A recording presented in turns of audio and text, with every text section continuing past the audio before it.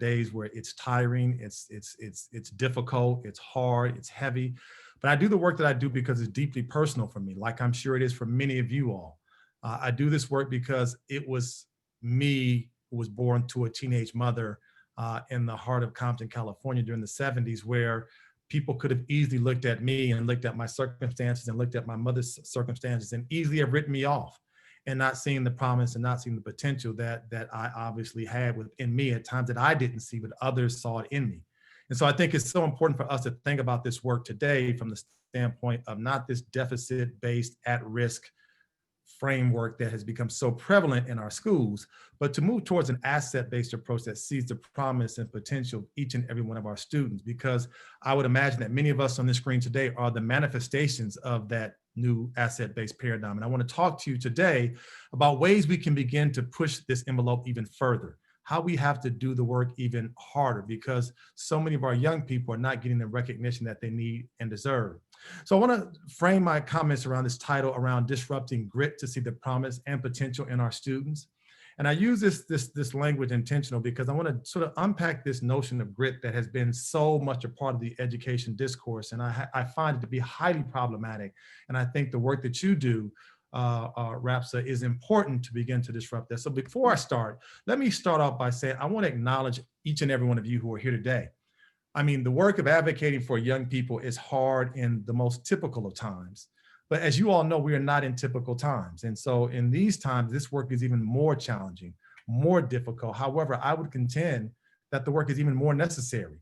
The needs that our students have, which I'll address momentarily, have gotten even more complex. Their lives have become more complicated, just like all of our lives have become more complicated in a multitude of ways. So I want to say thank you for doing what you do in these moments. Thank you for showing up for students. Thank you for seeing the best and believing in them. And thank you for not sort of operating from these deficit paradigms that consistently talk about what our students don't have, as opposed to talking about what they do have. Thank you for not always focusing on where they are falling short, but being able to talk about where they are reaching high. And so I just want to say thank you for doing the work. Thank you for being in the work, because at the end of the day, there are lots of folks who sit on the sidelines, who have lots of opinions and lots of critiques about what's going on with some of our most vulnerable populations. But the reality is, are they in the arena like you are? It's easy to sit and have an opinion. It's easy to sit and offer your commentary when you're not in it. But for each and every one of you who are in the work, whether you're a community leader, a concerned advocate, an educator, a community-based organizer, whatever role you play, you're in the arena. And that's where the rubber meets the road. So for that, I want to say thank you, thank you, thank you for what you do, because I maintain our students need us more now than ever. So let's kind of start to debunk some of these notions of what is sort of part of this larger landscape around educational and life opportunity.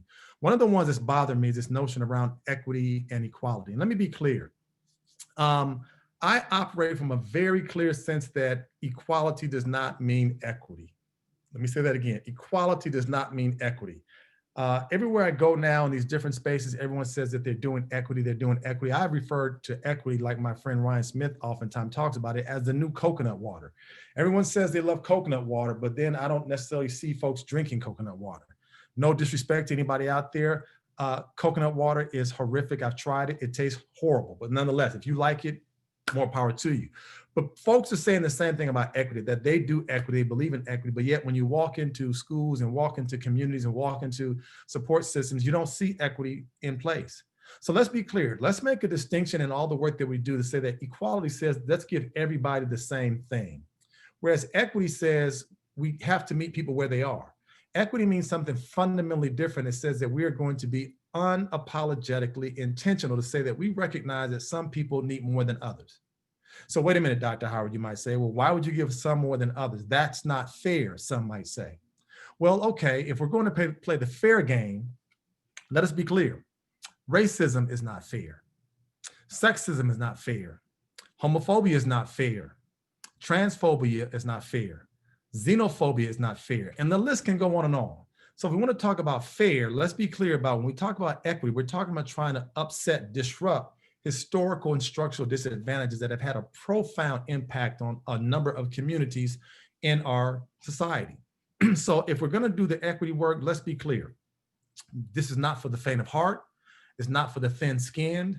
It's not for the easily shaken, because if you're going to do this work, you have to be able to make the case that we are okay, we are comfortable, and we are intentional about providing more time, more attention, more resources, more advocacy for some groups compared to others.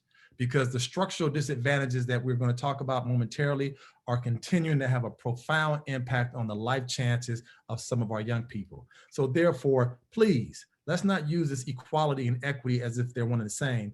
Equity is not for the faint of heart. Equity is bold, equity is big, and equity says we have structural disadvantages that continue to have a profound impact on the way in which our young people experience this world. So let's kind of go into a deeper dive on equity, because I think we have to look at equity within the context of the fact that we are currently living through what I'm referring to as a double tsunami. Let's talk about tsunamis for a second. Tsunamis are destructive, they are disruptive, they will decimate an entire society. And that's what we are currently living through with two tsunamis. On the one hand, I maintain the biggest tsunami we've been dealing with has been COVID-19, has completely upset and disrupted the way we do our business, the way we've defined normal. And on the flip side, we've had some racial tensions over the last 7-8 months that I think are another form of the tsunami. And so what I want to spend some time talking about today is how we begin to tackle the double tsunami in a way that we can support the students that we know oftentimes suffer the most when these kinds of atrocities occur in our communities. So let's start the conversation, okay? But as we start the conversation, I don't want us to have these surface level conversations. I don't want to have these sort of let's all make everybody comfortable conversations, because it's time for us to roll our sleeves up and have some different types of conversations, because it's time for us to then moving from having those conversations to moving into real action. So as we start the conversation, I want to be clear, it's time for us to move from safe spaces to brave spaces. And I make that very clear distinction because I think that we have got to be real. If we're going to create real change, we have to start having real conversations. Oftentimes we want real change, but we want to have fake conversations. And I'm asking us to move from safe spaces to brave spaces. So what are the differences between the two, you might ask? As you all know, safe spaces basically are ways that we don't want to incite judgment based on who people are, based on their experiences. We want to provide support. And I think that's important. I think we need safe spaces if we're going to create cordial discourses, professional conversations, collegial exchanges. That matters. But I'm of the opinion that we have been in the safe space zone for too long, while we have continued to lose far too many of our young people. And I think we have stayed in the safe spaces for too long, while we have watched poverty, while we have watched systemic racism, while we have watched gender violence occur in our midst. And then we expect our students to work harder to overcome those circumstances. I'm asking us to stop with the safe spaces and to move to a different space, which I refer to as brave spaces. And the brave spaces are different because the brave spaces encourage dialogue. It recognizes difference. It holds each person accountable. And it asks of us, it requires of us to do the work of sharing experiences and coming to new understandings. And this is sometimes a difficult task because we are creatures of habit. We don't like to think outside the box. That's why I so love and so appreciate the fact that you talk about reaching at-promise students. That for some people is a different understanding, because some people continue to see our students through a lens that only sees their shortcomings and deficits, and that's all they'll see in them. The brave space conversation says, well, wait a minute, stop, time out. How do you only see these students who have these different challenges, but you don't see the way they still wake up every single morning and fight and push and try and advocate to be the best they can be in the face of intense adversity? Brave spaces require us to start having conversations that some folks don't want to have, but we need to have. Brave spaces require us to start doing things that folks don't want to do, but we need to do. Brave spaces mean we have to start being comfortable being uncomfortable. Okay, let me say that again. We need to start being comfortable being uncomfortable. Why do you say that, Dr. Howard? Some folks ask me. It's because this, if we as the adults, if we can't sit in a 2-hour conversation and be uncomfortable around the ways in which some of our thinking and our mindsets are part of the problem, if we can't sit in that for 2 hours, then how do we think some of our young people feel when they're sitting in uncomfortable spaces every single day, when their entire lives have been about discomfort, When they've spent time in care away from families, that's discomfort. When they've lost loved ones, that's discomfort. When they're experiencing food insecurities, that's discomfort. When they're experiencing homelessness, that's discomfort. So we need to start being uncomfortable, we start becoming comfortable, being uncomfortable, and that will move us to some braver spaces, okay? And throughout my time, you know, I've got a lot to say and a brief time to say it in. Feel free to put comments in the chat. Feel free to say, you know what, I think this dude is off base, I disagree with him. Please make sure you give whatever feedback you can in the chat, and we'll leave some time on the end for some Q&A. So if we're ready for brace-based conversation, I want to start with something that has just really been annoying me, and I hear it more in different kinds of social service spaces, education spaces, social welfare spaces, child advocacy spaces. It's this whole idea around grit. And there's a need for a conversation around this book that Angela Duckworth wrote called Grit, The Power of Passion and Perseverance. It's a #1 New York Times bestseller. It is in so many different schools and so many different community colleges and so many different social welfare advocacy spaces. And part of what, for those who are not familiar with it, part of what Angela Duckworth has been arguing for is that we need to teach people how to be persistent. We need to teach them how to have this never sort of ending pursuit of a passion or goal. We need to teach people how to not give up and to engage in this notion of productive struggle. And I agree with those principles, but where I get frustrated and where Dr. Duckworth loses me is when she talks about the fact that one of the things that explains why we have this achievement gap is because we need to teach poor children how to develop more grit. That's when she got me.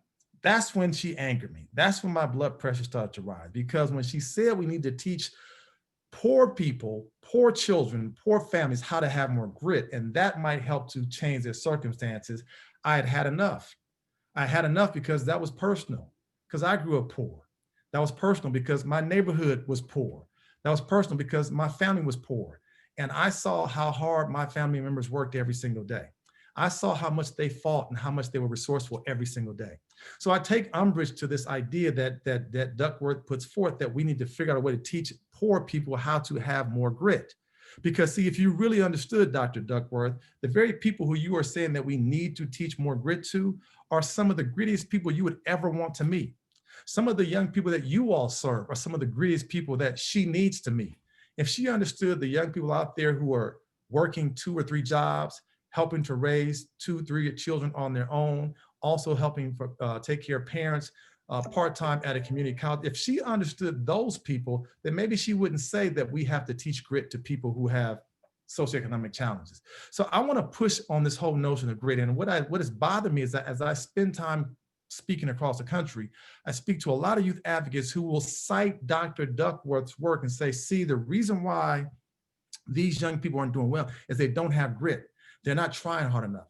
They're not pursuing their passions with unrelenting sort of conviction. And I just fight this whole idea of grit because, again, I maintain, and this is where I get in trouble. So for anybody out there, I've been trying to have a conversation with Dr. Duckworth for the last, I don't know how many years. So if you see her, if you know her, tell her there's a tall, bald-headed Black man who's looking for her to have a real conversation, a brace-based conversation. Because I would argue that in many ways, the very people that she says need to have more grit, I doubt that she could survive for a single day in their worlds.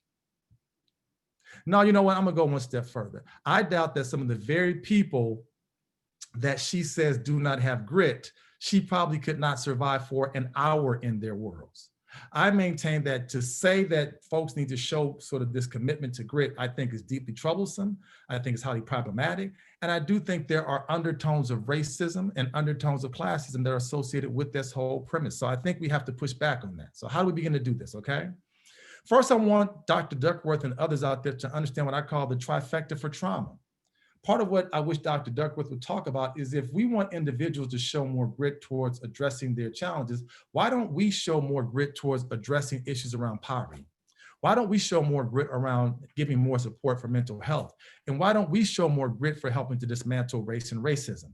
So the same kind of growth mindset that Dr. Duckworth and others say that individuals need to have if they're going to be successful, where are we? And why don't we put the kind of time, effort, energy into disrupting these issues right here that oftentimes get in the way of young people reaching their set goals. So I'm going to talk about each of these real quickly and how we must begin to recognize and understand that some of the very students from the very young people who we are saying that don't have grit are showing, in my opinion, unrelenting resilience and resourcefulness in the face of some significant challenges. So let's talk about poverty for a second, because that's a big sort of area where we see a lot of hardships come from. I don't have to tell you all, you know these data, but I think they bear some repeating.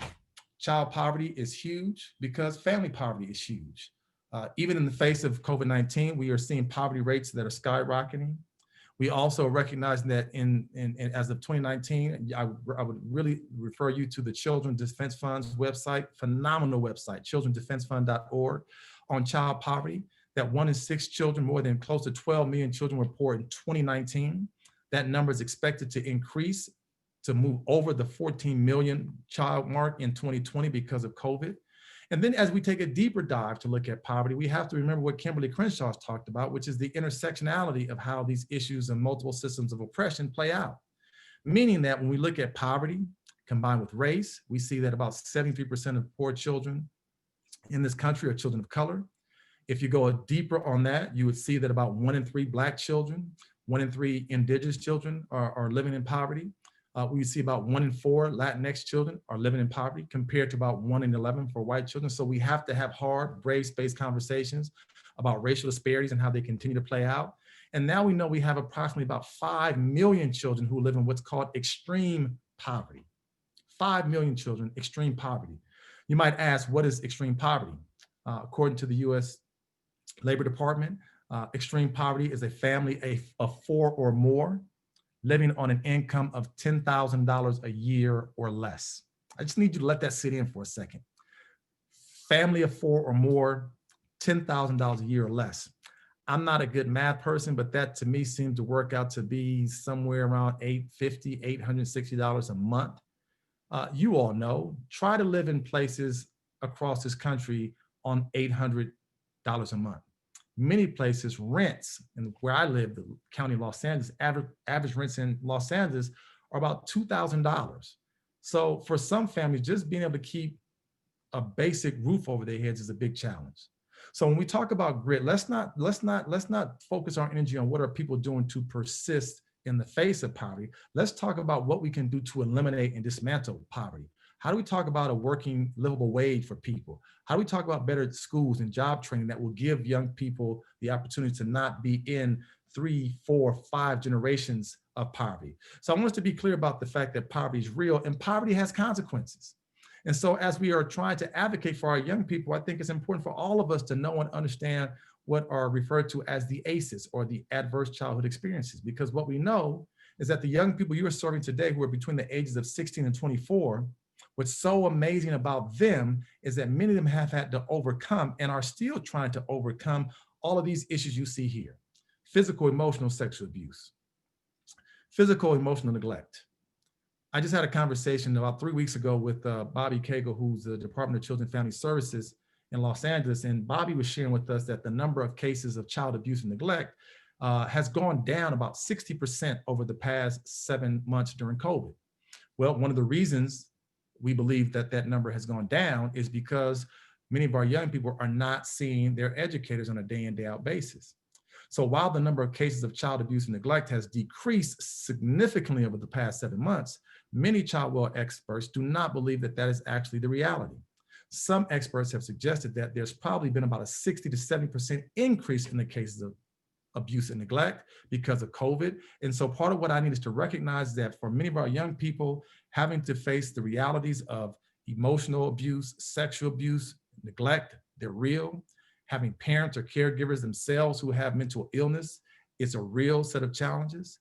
Having parents who might have had substance abuse issues or themselves who might have substance dependence is a real issue. Homelessness is a real issue. I live in California. We are the homeless capital of the entire nation. The numbers have only skyrocketed, and there are a number of cases across the United States of America that have said that when we begin to lift the eviction moratoriums that have been in place during COVID, we may see a significant 30, 35% increase in the number of adults and youth who are experiencing homelessness and intimate partner violence. So part of what I need folks to understand is that our young people that we are serving, one of these issues is hard enough to sort of manage on a day-to-day basis. Many of our young people are dealing with 3, 4, 5 of these issues. So this is where our empathy has to come in, not our sort of pushing for grit.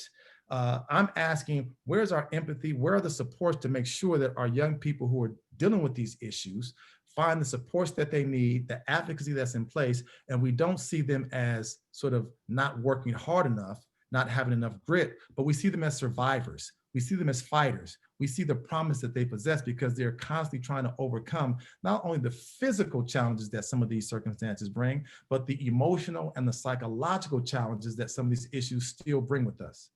If you have any of these that have happened to you, you know these things. If they happen in childhood, they oftentimes stay with us through our entire adult lives. They can be debilitating. They can be very they can really sort of impact the way we try to think about our day in, day out living.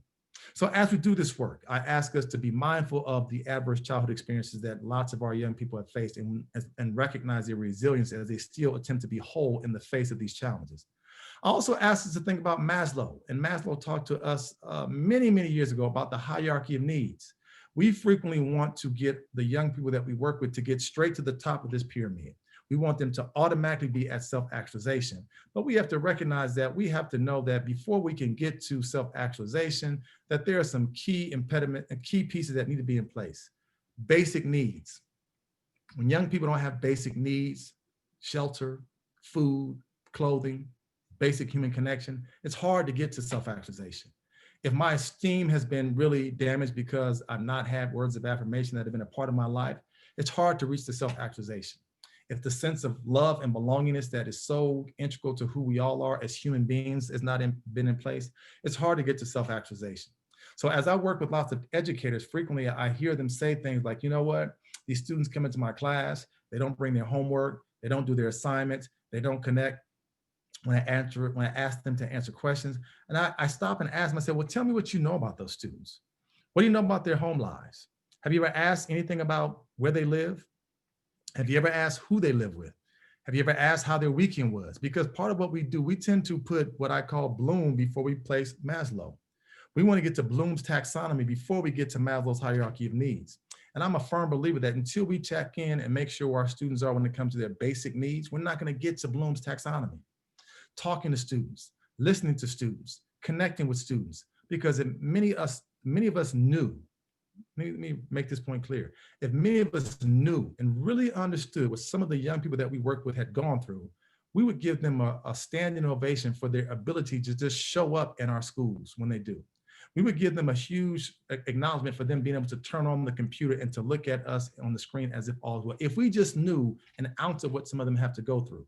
And I think that's where we have to shift this conversation to have brave space dialogues and disrupt this idea of grit, because the argument is that if we understood the hierarchy of needs that many of our students want and need, we can have a different conversation. So let's move forward.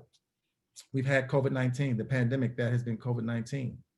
And obviously there's been a big focus that's been placed on the learning loss that lots of our students have suffered, be it at the community college level, be it at the K-12 level. And yes, we should be concerned about learning for our students because they have missed out. The data has been clear. Poor students have missed out. The data has been clear. Black, brown, indigenous young people have missed out. The data has been clear that there are about 3 million students in the United States that since COVID has hit, schools do not know where they are. They have not logged on. We have not been able to locate them. We don't know what their status is. 3 million young people. So while we have a focus on the learning loss that our students have suffered, I want us to not lose sight of the fact that there's another conversation we have to have, and that is the mental health effects of coronavirus on our young people. So I think one of the things we have to start doing in our country, if we're going to be able to have these brave space conversations, we have to start tackling some of our most taboo topics in our society. And I think one of the most taboo topics we have in our society is discussions around mental health. We don't talk about mental health. We are oftentimes running from mental health.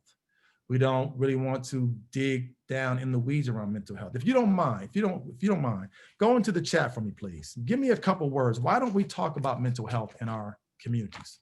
Why don't we talk about mental health in our societies? I think our refusal to talk about mental health has oftentimes contributed to why it is even the taboo topic that it is. So I'd be curious to hear your thoughts about why we as a society, why we don't talk mental health, why we don't demystify mental health. And I maintain, but we have to recognize that in this moment, if we're going to really support and serve and respond to our students given their needs, we have to begin to recognize that mental health is real, mental health matters. I appreciate some of the comments you put in the chat that issues around stigma are real. Emotions scare us. Thank you, Lori, Shannon, for talking about there's a shame that comes with it. We don't want to be seen as weak. It has lots of negative connotations. We don't know where to go. Thank you, Karen. We don't know where to go when we have mental health challenges. But I'm saying that if we're going to do this work the right way, we're going to stand in to advocate for our young people, we need to start having this conversation. And I would also argue that oftentimes in many communities of color, mental health issues are even more stigmatized because oftentimes we don't want that to be used as yet one other area that gets looked at as a way to sort of devalue us or to dehumanize us. Thank you, April. You just hit the nail on the head. I think there's also a gendered way in which toxic masculinity also speaks to the ways in which we don't want to talk about mental health. But I'm arguing that when you look at the fact that we have experienced something over the last 8 months called COVID-19 that has probably led to the majority, the overwhelming majority of us to have experienced some degree of either depression, anxiety, social isolation, feelings of despair, because it's been heavy. We are living through a global pandemic, folks, and we have to talk about this, and our young people are oftentimes struggling with this more than we want to admit. So if we begin to look at this, we have to look at that the data says we must recognize that trauma is real, trauma is happening, that many of our young people are showing signs of trauma because they are traumatized in this moment. And we know what trauma is. It's the long-lasting effect on cognitive, social emotional development. The residue lasts for years. Let me say that again. The residue lasts for years. So we have heard from psychologists that even when we get through this COVID moment, that the effects that we are experiencing during COVID are not going to disappear right away. That as we looked at people who experienced Hurricane Katrina, as we look at people who experienced 9/11, that the traumatic effects stay with some of those young people and the adults for 10, 15, 20 years after the fact.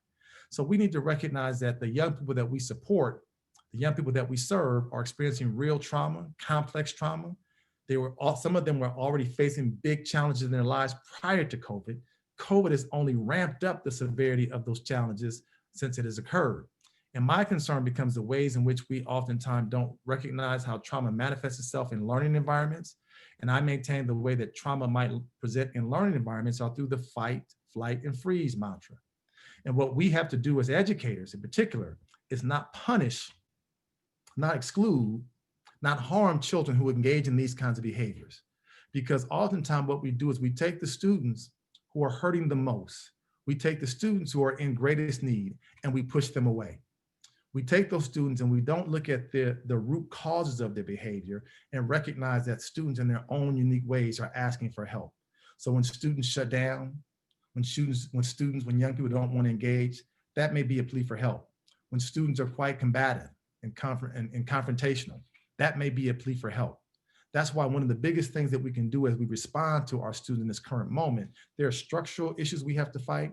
There are policy issues we need to be mindful of, but I maintain at the personal level, relationship building is critical here because the more we can cultivate ongoing, healthy, sustained relationships with the young people that we are working with, the better we understand their realities. So when we see the flight, when we see the fight, and when we see the freeze, we understand it's not about us.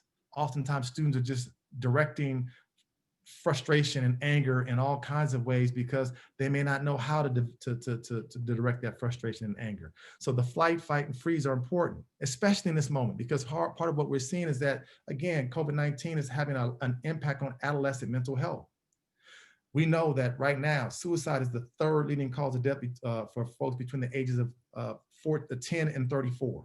Third leading cause of death between the ages of 10 and 34. The Center for Disease Control has reported that during COVID-19, we have seen significant uptick in suicides across all subgroups. They're not surprised because we're living in a place where loneliness has increased, social isolation has increased, depression has increased, anxiety has increased because people are worried, people are fearful, people are uncertain about what's going to happen next.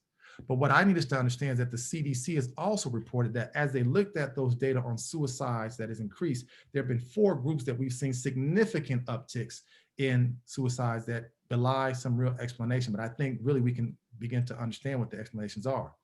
We've seen for our African-American youth and young adults, we've seen increasing in suicide that we can't explain. Our Latinx population, we've seen a higher than usual spike in suicides. We've seen a higher than suicide increase with our young men in ways that oftentimes don't give us quite clear answers. And we've seen a big increase in suicide rates over the past 7-8 months with our LGBTQ youth. 4 groups: Black, brown, young men, and LGBTQ youth. And you can begin to even sort of posit why that is the case. I mentioned the fact that issues around mental health are taboo in many communities of color, and I think in Black and brown communities, issues around mental health are not really discussed in the ways that they should be. Toxic masculinity may explain why we see the kinds of issues that men may be suffering through in terms of depression. And then the reality is, transphobia is real, homophobia is real, and for some of our young people, not feeling like you have the connection to the people, the places, and the resources that have supported you might also explain that as well. So I think when we see young people engaging in certain types of behavior, it's oftentimes a plea for help, a cry for support, a need for intervention. I maintain we've got to stop doing this punitive approach to pushing kids out, suspending, expelling young people because of their behaviors that we deem to be different. I get into lots of arguments with many school principals about why we suspend so many children, why we suspend so many young people in schools, especially Black and brown and poor students. And what I frequently hear folks say as well, because we can't tolerate fighting, we can't tolerate drugs, we can't tolerate weapons. Well, okay, let's go with that for a second. Drugs, weapons, and fighting, if those were the primary reasons we were suspending students, you might not get much of an argument from me. When you look at data from the US Department of Education, it gives us some of the top reasons why we suspend students. We get a different story. We are suspending students because of issues such as disrespect. We are suspending students for issues such as defiance, insubordination. There is a subjectivity to school discipline that has to be called on the carpet, because what disrespect looks like in one context is leadership in another. I walk into schools and I see Black and brown and poor kids who are willing to speak up and ask for clarity around what they have to do and why they have to do it, even on the Zoom screen, and they're quickly labeled as a problem. I see well-to-do white children who are in affluent schools who do the exact same thing. They question and challenge authority, but they are looked at as being leaders. They are looked at as being very convicted about what they believe in. Same behavior, but we respond in very different ways. So I'm asking us, for those of us who are involved in schools, to start doing a double and triple down on our data around discipline and ask ourselves why are we continually suspending and expelling children for just being children, young people for just being young people, issues around tardiness, truancy, threats. Young people are hurting, they're angry, facing multiple types of different life challenges. And so yes, on occasions, young people are going to sort of direct their frustration in certain ways or misdirect their angst in other ways. But let's understand, like I mentioned earlier, root cause, okay? Now, what also deeply troubles me is that when we talk about school discipline, I don't want us to think that this is something that only happens middle school, high school, because now we have data that says that we start punishing young people at ages and in ways that are deeply problematic. So we are now in the Zoom space. I ask, as we do any kind of virtual teaching, learning, engagement, that cameras on does not mean learning is taking place. So stop giving young people a hard time about not having cameras on. That is just not the hill we want to die on. I have too many teachers who have said, if you don't have your camera on, you're absent, you get so many absences, and you get suspended. How are you gonna get suspended from Zoom? Look, folks, sometimes I don't want you to see me. Sometimes I don't want to have my camera on. I don't want you to see in my house. We just need to recognize the moment that we are in. give students the space and the option to be visible or not, because one of the things we've been told is that for some of our families, if you have a weak internet connection, one of the ways to strengthen your internet connection is to turn off your cameras. So again, give students the option. Zoom fatigue and anxiety is real. For those of you who have been on these Zoom calls, sometimes when you've been on for 4 or 5 hours in a row, you are just done. And for young people who already have high levels of anxiety, to see yourself in a camera in a mirrored way over and over again can only increase anxieties. And so I ask us to avoid these punitive approaches for young people who are absent for Zoom, because we're seeing these cases where young people are being threatened with arrest.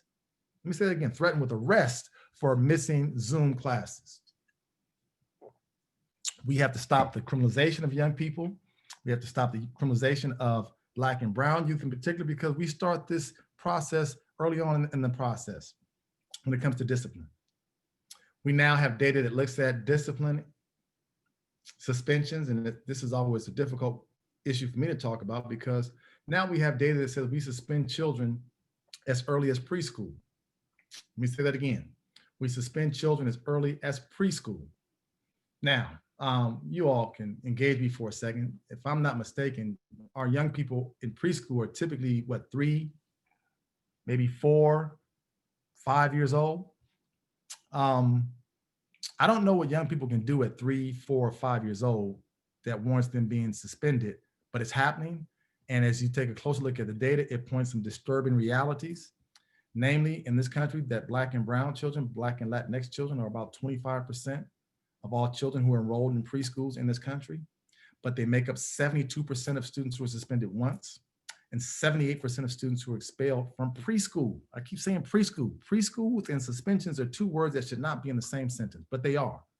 And part of what we know is that a child who's suspended one time, has about a 20% less likelihood of being able to graduate from high school. So these are our babies who are being labeled before they even get to kindergarten.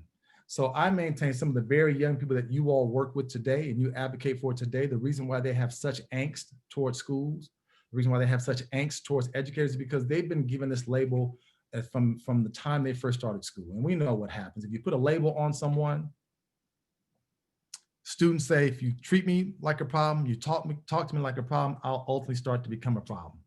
And so I maintain we have to stop punishing young people at an early age. We have to stop putting these labels on young people at an early age, because it's highly problematic. And I think it's highly racialized too.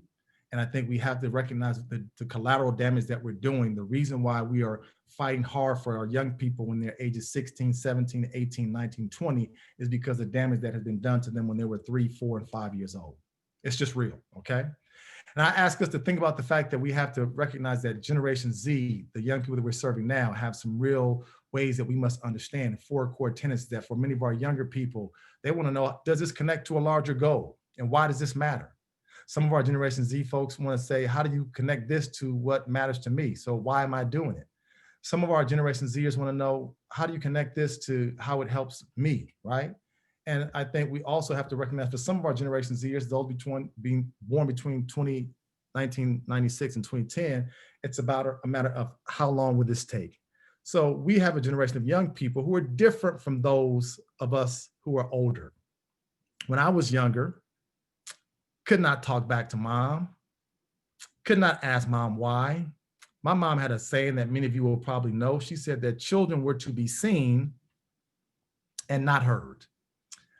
And if you did try to contribute in a conversation with grown folks, it was usually not a good outcome that you faced. I raise that because while many of us are of the generation where we were to be seen and not heard, many of our young people today are of the opinion that I will be seen and I will be heard. So I maintain that many of our young people who get this label, I think the label is unfair because young people want to know why. Why does this matter? Why am I doing it? How will this help me? How long is this going to take? And many people consider that to be disrespectful. Many people consider that to be rude. I don't think that's rude or disrespectful at all. It's young people who we have to, I believe, give voice to. And many young people say, is it fair? There's an importance around justice. So I maintain that there's something we can all read is this book by Carla Shalaby called Troublemakers. And she talks about the very young people who are oftentimes labeled, quote unquote, at risk are some of our most innovative, some of our most intelligent, some of our most resourceful students around. We just don't see their promise. And she says that the very students who we oftentimes label as troublemakers are the very ones who we need to listen to more. We need to understand how they are oftentimes labeled, how they're surveilled, how they're controlled, how they're policed, and how they're confined in schools in the larger society. And she says, if we stop to listen, these young people have some very unique insights on how they see the work and how they see the world. They have very unique insights on how we can make schools better, how we can make society better. They have very unique ways. These are young people who are essentially saying, I don't fit in the box. Far too many young people have tried to tell us from day one, I do not fit in your proverbial box, but we have changed schools that we want you to talk a certain way, think a certain way, act a certain way, laugh a certain way, communicate a certain way. And if you don't do it the way we think you should, then you are labeled as a problem. You are a troublemaker and you have to go. So I maintain that the very students that get labeled as troublemakers are sometimes what Shalaby refers to as the canaries in the mine. They are the angels who are oftentimes trying to help us to understand that we need to change the way we do things. They are what Bayard Rustin refers to as our angelic troublemakers, who are trying to help us to create the change that is so desperately needed in the system that is trying to serve them. So how do we support our at-promise students? Check in with them often. How are you doing? What's going on in life? How are the people around you? Empathize with their circumstances. Listen and learn from them. I stress this one again, listen and learn from them, because these young people can give us some insight that we could never, ever imagine. Stand in solidarity with them and see their promise and potential, because that is so much a part of what this is all about. And then as you're going to do this work, I maintain, let's move away from being sympathetic to empathetic. Lots of educators and lots of advocates operate with this sympathy approach, and the sympathy does not help our young people, folks, because when we're sympathetic towards young people, we tend to feel sorry for them. And when you feel sorry for students, you tend to do what? Lower your expectations of them. And when you lower your expectations, you don't challenge students. And we have far too many of our young people who we have teachers who feel bad for them because they're poor. They feel sorry for them because they're being raised by their grandparents. They feel real bad that they're in foster care. Stop it. Stop it. It's not going to help. It only makes the situation worse. This is a deficit-based, at-risk thinking that leads to even greater degrees of disenfranchisement. I'm asking us to move away from sympathy and to move to empathy, because I believe empathy does something very radically different. Empathy operates from this asset-based approach that says we will listen to and learn from students. My grandmother always told us there's a reason why you have 2 ears and 1 mouth, so you can listen twice as much as you speak. Listen to our students, because again, they are trying to tell us about their realities. The question is, are we listening to them? Know that their experiences matter and that their experiences are real. And the more we listen to experiences, we understand the cultural norms that they operate from that help us to explain, to help us to understand how they see the world. Understand that culturally consistent caring is important. Some of the young people that we are working with, they just want to know, are you going to show up every time? Are you going to say what you do and do what you say?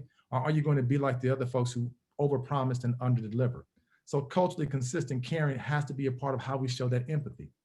I think we hold students accountable, but with compassion. Part of what folks think is that empathy is all about just letting students and young people have their way. No, it's not. We're still going to teach responsibility. We're still going to teach accountability, but we do so with compassion, and we do so with care that's steeped in the belief and idea that our young people can be whoever they want to be, with the proper supports and the proper beliefs and the proper ongoing advocacy that we can provide for them. And expect and demand excellence. Look, I work with a lot of high school students now, and part of what happens, I let high school students know, I need you to give me your personal best.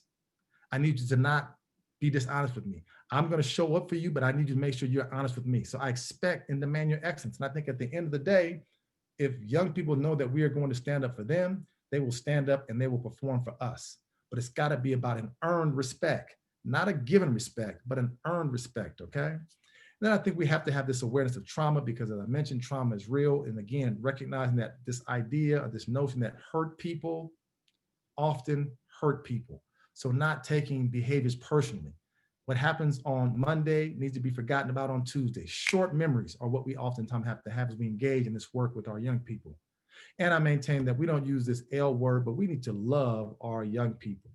Let me say this again, love our young people, because they deserve our love, they need our love, and in so many ways they want our love. And I know as we do this work, that's not a word that comes up often, but I think that the litmus test at the end of the day is, do we give other people's young people the same time, care, support, empathy, and love that we expect to be given to our own young people? And if you can't do that, then perhaps this is not the work for you. If you're feeling sorry for young people, this is not the work for you. If you feel like you want to have that savior mentality and help save children, this is not the work for you. This is about real radical empathy, about being able to see the best in our young people, of seeing their promise and potential in all that they do, even when they mess up, which we know they will because we mess up, okay? It's also about recognizing that we can give them access to resources.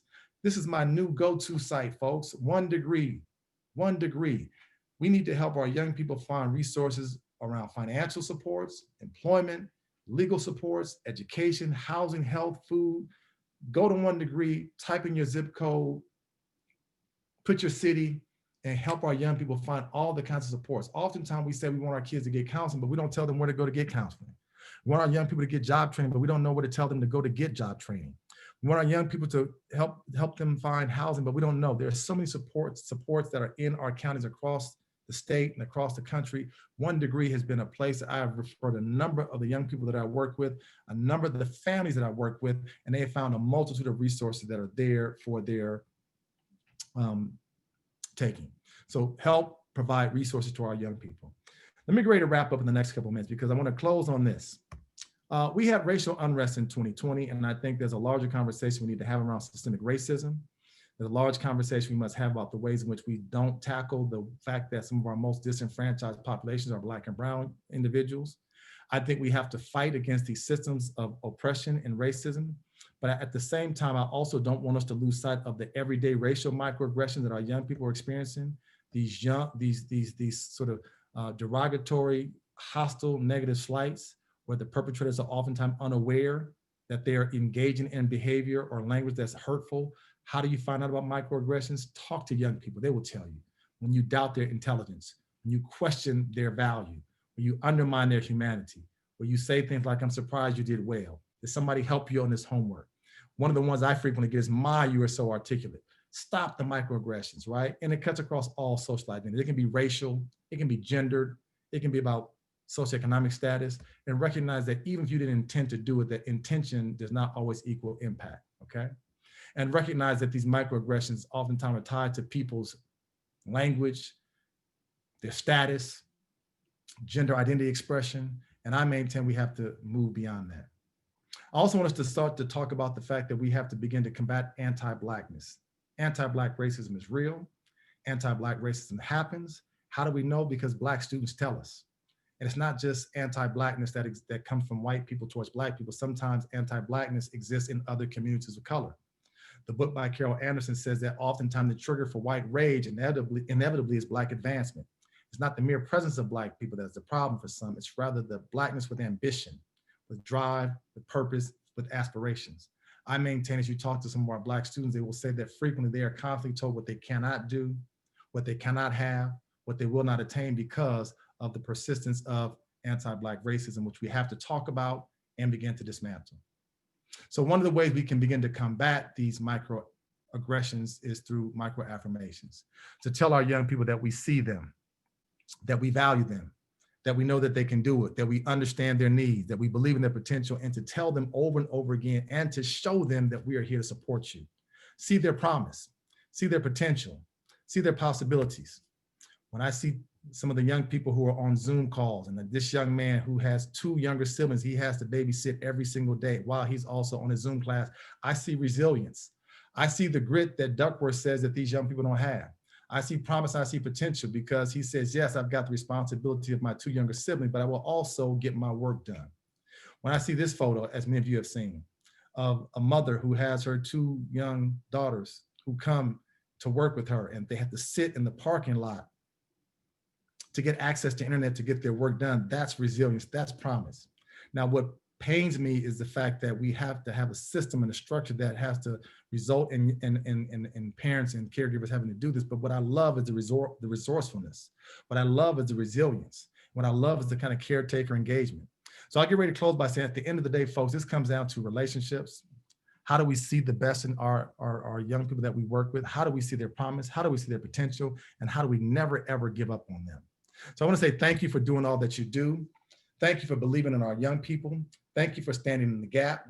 Start having those brave space conversations, those courageous conversations, Let's begin to listen to our young people, never ever locking exclusively on their shortcomings, but see the tireless commitment that they put in every single day to be the best they can be. I want to thank you so much and see if we can stop there, if we have time for a few questions and answers.